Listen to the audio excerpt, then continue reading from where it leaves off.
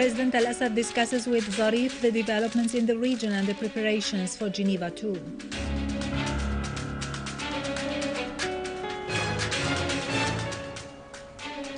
Russia, Kimon and the Vatican said the need for Iran to attend Geneva II.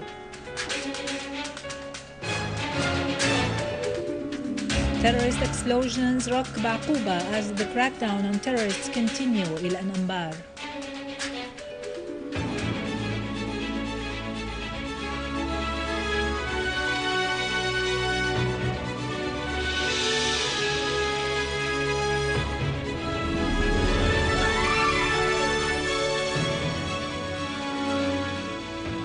Ladies and gentlemen, and welcome to our news for today. President Bashar al-Assad received today Iranian Foreign Minister Mohammad Jawad Zarif and the delegation accompanying him. The meeting focused on the situation in the region and the common challenges facing regional states and peoples, particularly represented in terrorism and takfiri thought.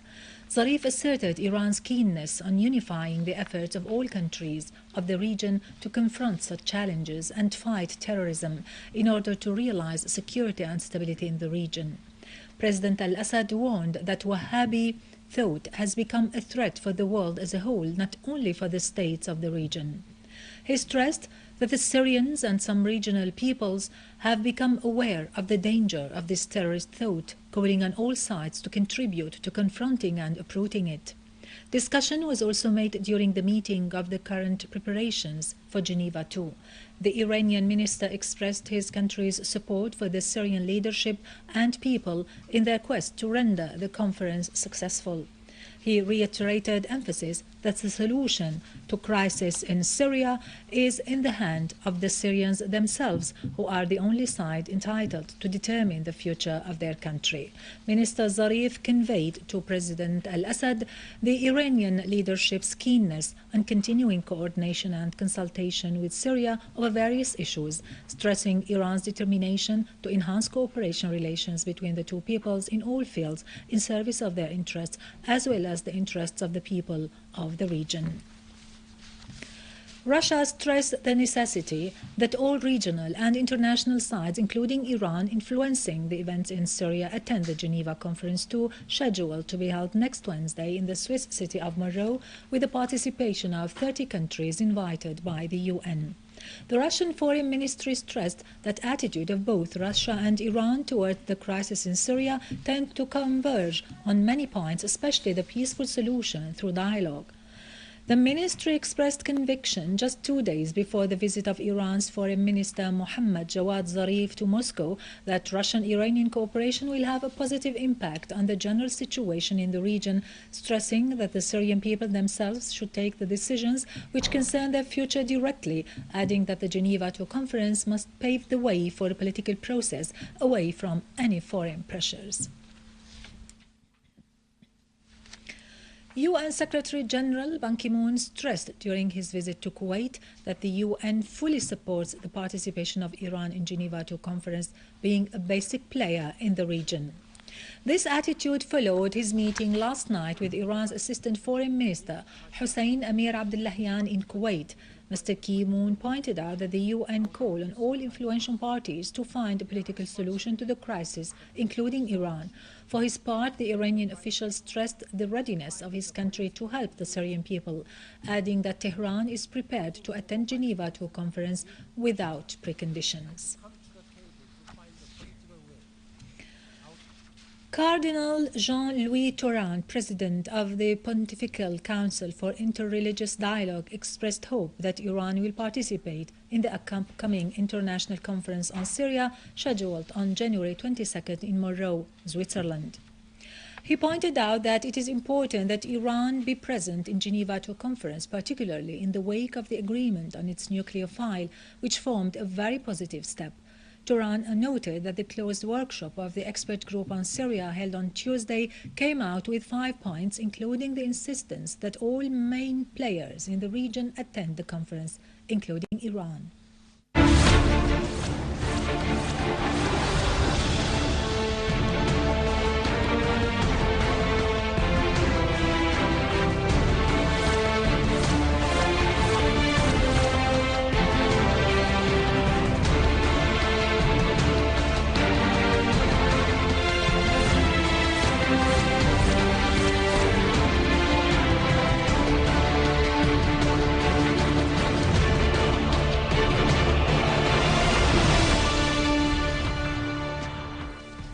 Welcome back.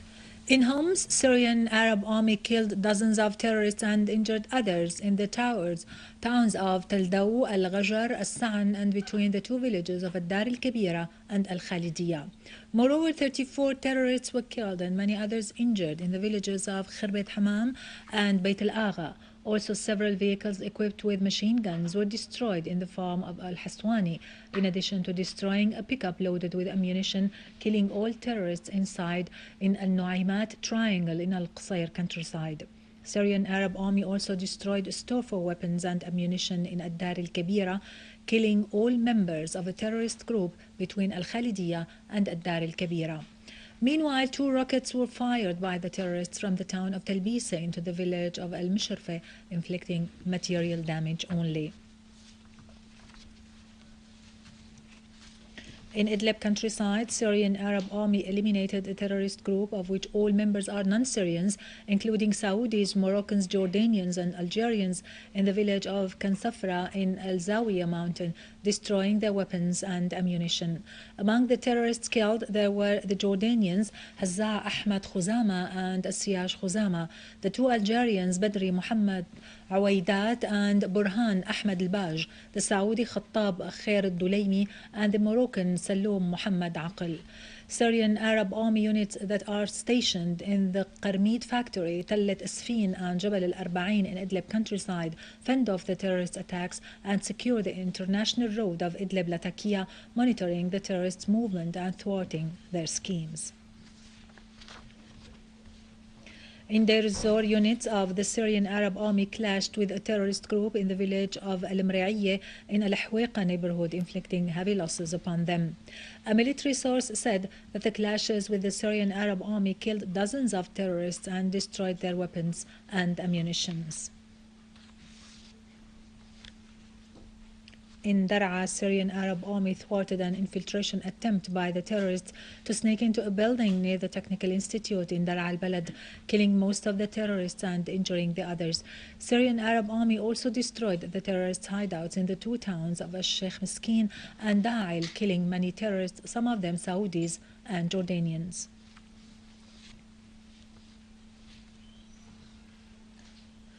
Within the context of Iraq's war on terrorism, Major General Abdel Amir al-Zaidi, commander of Dijla operations, stressed that the Iraqi tribes have joined Iraqi security forces in confronting the terrorist organization of Daesh, affiliated with Al-Qaeda, pointing out that several terrorist leaders were killed in Al-Azim and As-Saadiyya provinces in cooperation with the tribal chiefs. For its part, the Iraqi Defense Ministry announced that Iraqi Air Force has conducted 235 air raids on terrorist headquarters in Anbar.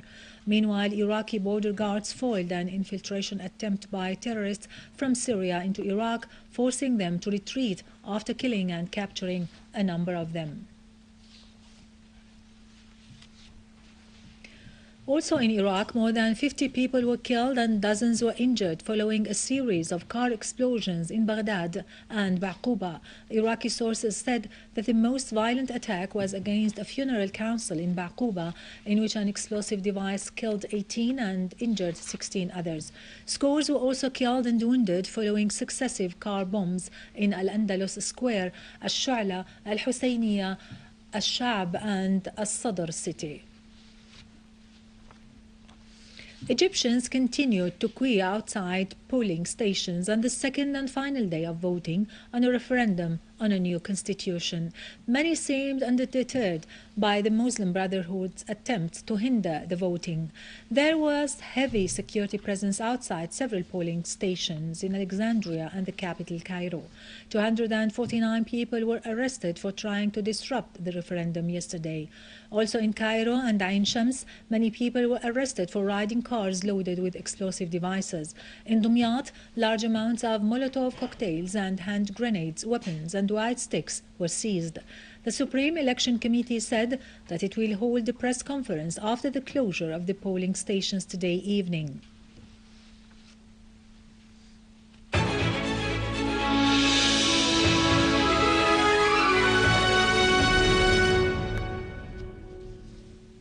Finally, and back to our local news, within the framework of the Syrian Central Scientific Olympiad, the first round of the scientific tests for the subjects of mathematics, physics, chemistry, natural sciences and informatics kicked off in Damascus today.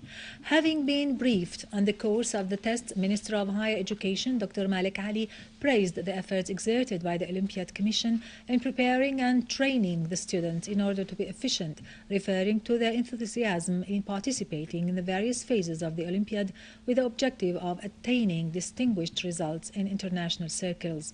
The minister said the success of the Olympiad was a challenge for all science and knowledge seekers. He pointed out that the Olympiad was not only intended to probe students' information, but also to train them and provide them with practical knowledge. The second round of the tests, it is to be noted, will be held this evening. The names of the winners are to be announced tomorrow.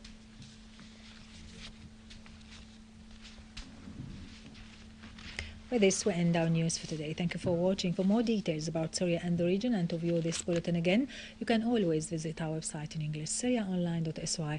Now to latest business and market news with Vani Genjan, but after a short break.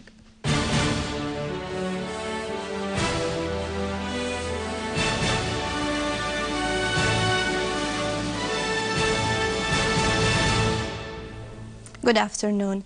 An official source in the Interior Ministry asserted that the ministry pursues the manipulators of currencies exchange rate in the black market, pointing out that 35 of them have been arrested recently.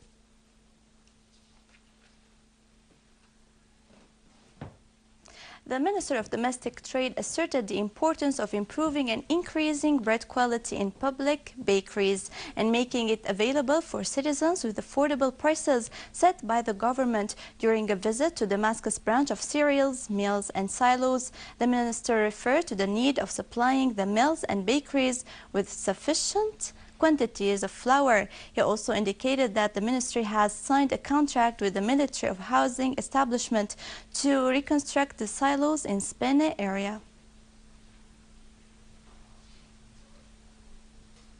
The Director General of Exports Development and Promotion Agency affirmed that promoting the Syrian products in the foreign market requires restoring the full capacity of production units. He also pointed out that the government approved transferring the facilities from areas of clashes to safe places, asserting that the agency is making efforts to develop the electronic promotion process of the Syrian products through reactivating the International Syrian Trade Point, which is still closed due to the imposed sanctions.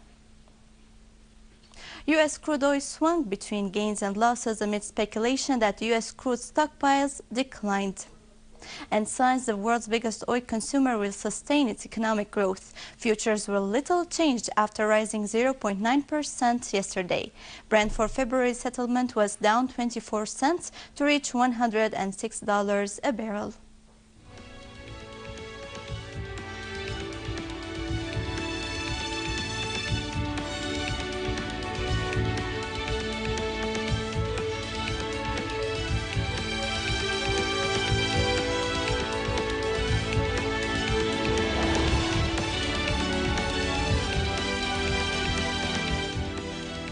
European stocks advanced with the benchmark stocks Europe 600 index rising for the fourth day. After the World Bank raised its global growth forecast, Japanese shares also jumped following yesterday's biggest fall in Topix index since August.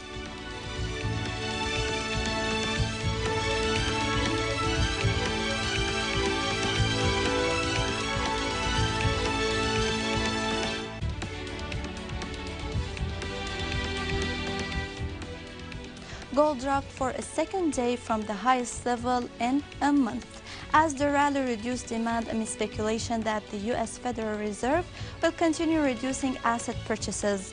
Gold for February delivery slid 0.3% to reach $1,241 an ounce.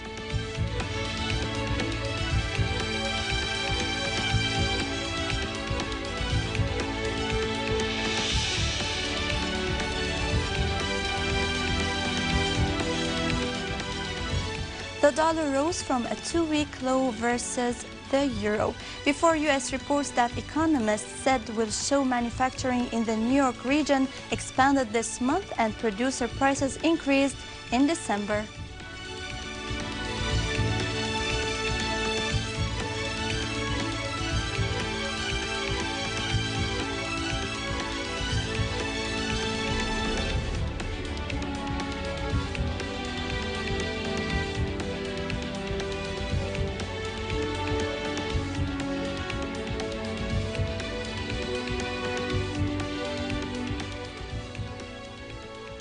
With this, we conclude our news. Thank you for watching and goodbye.